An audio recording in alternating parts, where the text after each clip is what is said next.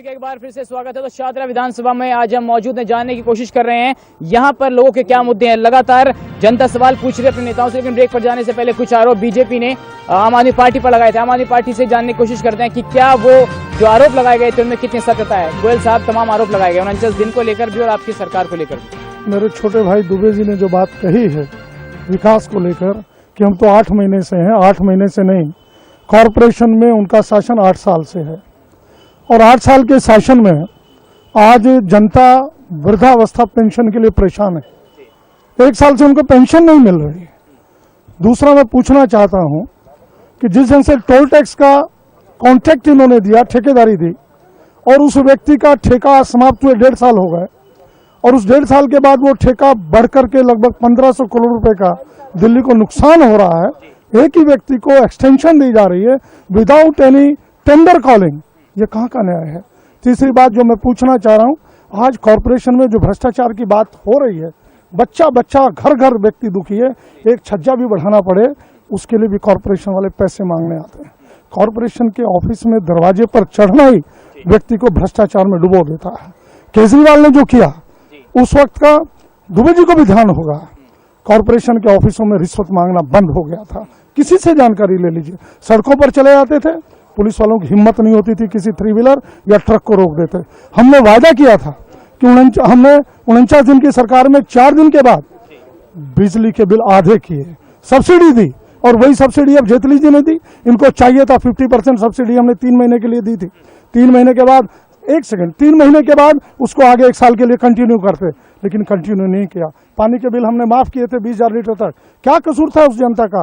वो पानी के बिल फिर वापस आने लगे भी, जनता के एक आदमी ने बोला डबल हो गए। तो हमने जो है सीएनजी के रेट कम किए, हमने एसआईटी का गठन किया सिख बंधुओं के लिए। देखना होगा जनता किसे चुनेगी, लेकिन जनता से कुछ और सवाल जवाब कर लेते हैं। आप बताइए किससे सवाल है आपका? तमाम नेता आपके सामने बैठे हैं, सवाल पूछिए। मेरा सवाल सीधा दुबे जी से है। दुबे जी, मेरे पास एक वीडियो है, मैं उस वीडियो को आपको दिखा सकता हूं कि जिस वार्ड से दुबे जी निगम पार्षद हैं, मेयर रहे हैं, उस वार्ड में जरा सी बारिश हो जाए आधे घंटे की, वहां पर आदमी पैदल नहीं चल सकता। मैं वैसे नहीं, मेरे पास वीडियो है, मैं आपको वीडियो दिखा सकता हूँ। इसका कोई जवाब।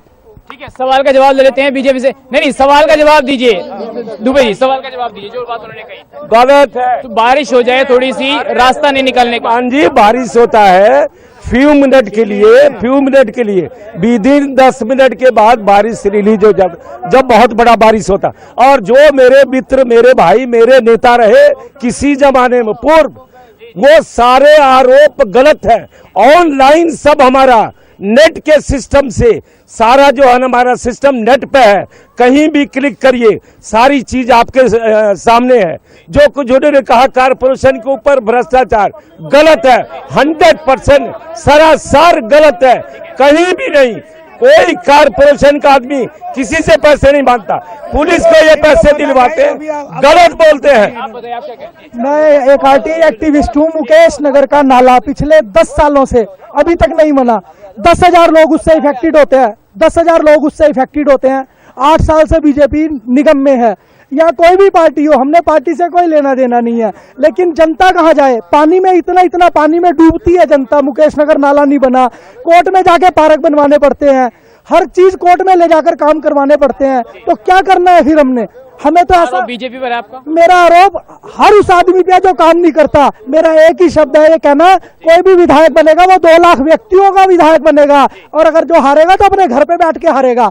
उसको नुमाइंदगी 2 लाख लोगों की करनी है, उसने नौकरी 2 लाख लोगों की करनी है। दिन हो या रात जनता अपना ही अधिकार मांगेगी, अपनी सेवा के लिए आपको खड़ा रखेगी। जनता के पास बहुत सारे सवाल हैं। प्रीति जी, आप कुछ कहना चाहिए? मैं आपके चैनल से ये जनता जिसे लोग कहते हैं, मैं उनसे बात करना चाहती हूँ और आपसे भी एक बात कहना चाहती हूँ कि आप जब भी चुनाव आता है, आप बड़े लीडर, बड़े पार्टी, बड़े लोगों का नाम क्यों लेते हैं? अगर जनप्रतिनिधि बीच में है तो वो एक परिवार का संरक्षक होता है, और वो काम कर देता है तो बड़े नेता की तो नाम लेने की जरूरत ही नहीं।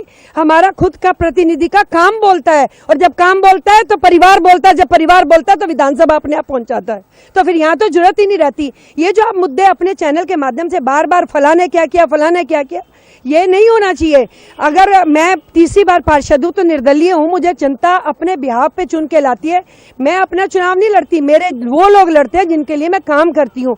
विधायक का और पार्षद का चुनाव होता है ग्रास रूट लेवल का, एक घर का चुनाव। ये एमपी का चुनाव नहीं है जो उसने पूरी दिल्ली संभालनी है, ये एक छोटी सी कॉन्स्टिट्यूंसी का चुनाव होता है।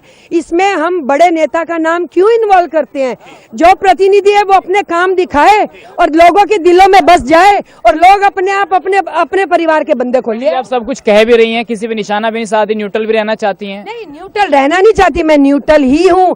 अगर आप कहो कि अगर बड़े बड़े लोग पार्टियों से टिकट पाने के चक्कर में एड़ियां घिस देते हैं, बहन पीटी तो नहीं घिसती, वो तो सीधी कूद जाती है। क्योंकि लोगों के अंदर काम चाहिए, लोगों को विकास चाहिए। और आप देख लीजिए, आपने जो शब्द का उसका जवाब दे रही हो, यहाँ जितने लोग बैठे हैं ये पार्टियों से जरूर है लेकिन मेरे परिवार के हैं। और लानत होगी अगर परिवार के ऊपर कीचड़ उछाल दूंगी तो हमारा काम ये नहीं है, हमें अपना काम दिखा। बीजेपी की राह पर चले, सबका साथ सबका विकास। जगत जी ये बताइए, तमाम बातें यहाँ पर लोग रख रहे हैं लेकिन अभी आरटीआई एक्टिविस्ट है, उन्होंने भी कहा है कि समस्याएं बहुत ज्यादा हैं, किसी पर निशाना नहीं साधेंगे लेकिन सब पार्टियां एक जैसी हैं। हमारा ज्वाला नगर शमशान भूमि है, वहाँ पे 2.5 करोड़ रुपए पिछले 3 साल से सैंक्शन पड़े हैं। वो एरिया काउंसलर जो थे अब एमएलए बन गए, उन्होंने लगने नहीं दिए, कह रहे यहाँ लगेगा तो मेरा पैसा लगेगा। दूसरी बात, जहाँ तक डेवलपमेंट की बात है, इलाके के डेवलपमेंट की, हमने ये अप्सरा फ्लाईओवर और श्यामलाल कॉलेज का फ्लाईओवर और 4 अपनी विधानसभा में 4 समुदाय भवन और 15 धर्मशालाएं जिससे मंदिर अटैच थे, उन्होंने जमीन लेके जमीन का लैंड यूज चेंज करा कर अलग अलग समाज को 15 धर्मशाला बनाई। और यूजीआर जो हाई कोर्ट के आदेश के बाद उसमें 22.5 करोड़ रुपए बन रहा है, जिससे सादरे की पानी की समस्या। सुरेंद्र शर्मा जी कोर्ट में गए, दिल्ली गवर्नमेंट ने पैसा दिया। डॉक्टर चलिए जनता के पास चलते, एक बार जनता के पास चलते हैं, जनता का कुछ जी सवाल पूछिए। सर मैं एक सब लोगों से पूछना चाहता हूं, मैं कहना चाहता हूं, जो केजरीवाल जी ने 49 दिन में सरकार चलाई है, ये 5 साल नहीं चला सकते। ये जाके देखें जरा राजीव कैंप में, ये राजीव कैंप में जाके देखें, वो औरतें जहां पर वो लैट्रिन बाथरूम से सफाई करती हैं, सारे दरवाजे टूटे हुए हैं उनके। ये सारा पैसा कहाँ जाता है? सारा पैसा कहाँ जाता है? सर मैं ये कहता हूँ, ये जो एक एमएलए का मुद्दा है कि ये विधायक का मुद्दा है, ये एक मिनट भाई साहब, विधायक का मुद्दा एक जनप्रतिनिधि होता है, एक इलाके का, एक एरिया का। अब ये हमारे पास जो बड़ी बड़ी पार्टियां हैं, चाहे वो बीजेपी है या आपकी आम पार्टी है या कांग्रेस है, इनके पास क्या है? वो सोनिया गांधी जी, इनके पास क्या है जी? मोदी जी, इनके पास है जी केजरीवाल जी। हमारे बीच प्रीति जी जैसा कैंडिडेट होना चाहिए जो 3 बार से रिकॉर्ड तोड़, कोई बड़ी पार्टी नहीं, कुछ नहीं, 3 बार से लगातार पार्षद बन के आई हैं। मैं वार्ड 239 में रहता हूं और वहां से इनका वहां पे काम देखिए, और जो इन्होंने काम किए हैं, इन्होंने निगम, इनका रिक्शा घूमता है, आज तक 272 पार्षद हैं, किसी का कोई रिक्शा, कोई जनप्रतिनिधि वहां नहीं, कोई पार्षद अपने इलाके में नहीं घूमता। ये हर रोज अपने पूरे इलाके में घूमती हैं, हर तरीके से पब्लिक के उसमें रहती हैं, पब्लिक के बीच में रहती हैं। हम लोग भी चाहती हैं कि हमारा विधायक ऐसा हो, ये निगम को है हमारे बीच में लेके आती हैं। निगम के अफसर चाहे वो हाउस टैक्स का हो, चाहे को है, वो हमारे द्वार आता है। इसीलिए हम भी चाहते हैं ये विधायक बन के, चाहे वो राशन कार्ड है, इलेक्शन कार्ड है या जो भी। मैं बीजेपी से मेरा सीधा सवाल है, पिछले विधानसभा में इन्होंने मुद्दे उठाए थे, बिजली 30% कम करेंगे, उससे भी बढ़ गए। इनका सिर्फ एक मुद्दा रह गया कि मोदी मोदी मोदी। मैं एक चीज पूछना चाहता हूँ कि इन्होंने कहा था महिला सुरक्षा तो बहुत दूर की बात है भाई साहब, अपने विधायक को बचा लें। विधायक पे गोलियां चलती हैं, आज तक सेंट्रल गवर्नमेंट के अंदर दिल्ली पुलिस कुछ का कुछ निकले, पकड़े गए लोग, आज तक पकड़े गए लोग। मैं बीजेपी से पूछना चाहता हूं कि इनको मेजॉरिटी में लाने के बाद सबसे पहले इनको फूड प्रॉब्लम को देखना चाहिए था। आज तक इन्होंने केवल पेट्रोल जब वहां से कम हुआ है तो इन्होंने अब कम किए, इन्होंने गरीबों की फूड प्रॉब्लम को हल नहीं किया। केजरीवाल जी ने 49 दिन में काम करके दिखाया, सब्सिडी दिखाई, 60 सालों के आज किसी को पार्टी कोई नहीं कर पाई। ये बोलते हैं कि हमारे एमसीडी में बहुत काम होता है, अभी रामा ब्लॉक में पूरा सीवर जाम था, इनके बलबीर जी के पास गए, उन्होंने कहा कि हमारा कोई ये हक नहीं बनता, हम इसको करवाएं, आप लोग जैसे करवा सकते हैं करवाएं। मैं तो बोल चुका हूँ, मेरे को तो हम यहाँ पे इकट्ठे हुए हैं अपने शहर की समस्या गिनवाने। हम एक दूसरे की बड़ाई और उनके काम नहीं गिनवाए, हम शहर की समस्या गिनवाए जिनका जवाब ये दे। हमारे शहर में कानून व्यवस्था का इतना बुरा हाल है। छोटे जवाब लेने जल्दी, छोटे जवाब। अगर विधायक बन जाए तो क्या प्राथमिकता होगी? फटाफट। देखिए, मैं पहले तो अनाज मंडी के इस ऐतिहासिक चौक पर बैठा हूँ। अनाज मंडी की एक बहुत बड़ी समस्या है जिसको जब मैं विधायक था मैंने उठाया था। यहाँ के कुछ चंद दुकानों पर मंडी समिति लगा दी गई और लाखों रुपया इनके ऊपर निकाला हुआ है, जबकि कृष्णानगर में मंडी समिति ने मैं बिल्कुल। और दूसरी जो समस्या हमने जो वायदे किए हैं दिल्ली के विकास के, दिल्ली का विकास जो हमने करना है, पहले तो बिजली आम आदमी को 50% मुफ्त मिले, ये हमने तय किया, हम उसको करेंगे। पानी हम माफ करेंगे। तीसरी बात हमने कहा 20 नए कॉलेज खोलेंगे, 20 नए कॉलेज खोलेंगे।